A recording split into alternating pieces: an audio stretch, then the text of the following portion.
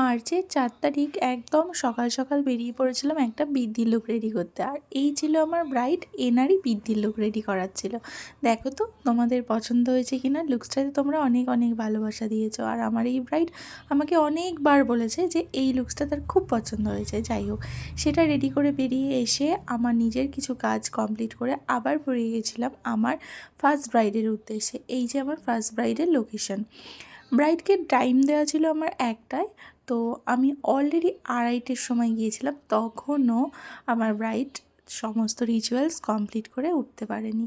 তো এই যে ব্রাইডের মা বলছে যে কি করব বলো, আমাদের লেট হয়ে গেছে। তো যেহেতু আমার কাছাকাছি ব্রাইড ছিল, ওই জন্য আমার খুব একটা অসুবিধা হয়নি, যেহেতু আমার সেকেন্ড ব্রাইডটা ওই দিন অলরেডি লেট ছিল। কিন্তু তোমরা যারা ফার্স্ট ব্রাইডেই লেট করবে, তখন কিন্তু আমাদের সেকেন্ড ব্রাইডে অলরেডি অনেক অনেক লেট হয়ে যাবে।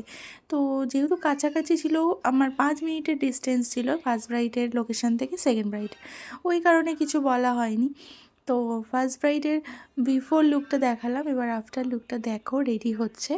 আশা করি তোমরা অনেক অনেক ভালোবাসা দেবে, তোমাদের পছন্দ হবে। আমার ব্রাইডের তো খুব পছন্দ হয়েছে।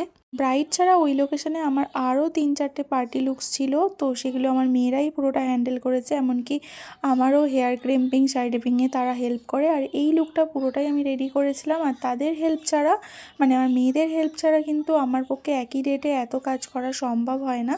তো আমার সেকেন্ড ব্রাইডের লোকেশানে আমি বেরিয়ে পড়েছিলাম, দেখতেই পাচ্ছ। তো খুব একটা ডিস্টেন্স ছিল না।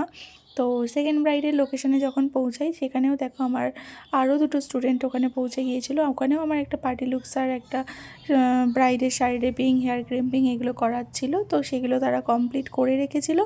এইভাবেই আমি আমার কাজ কমপ্লিট করি। আর এই ছিল আমার ব্রাইডের ফাইনাল লুক, সেকেন্ড ব্রাইডের। আশা করি তোমাদের খুব ভালো লাগবে। তো চলো, টাটা।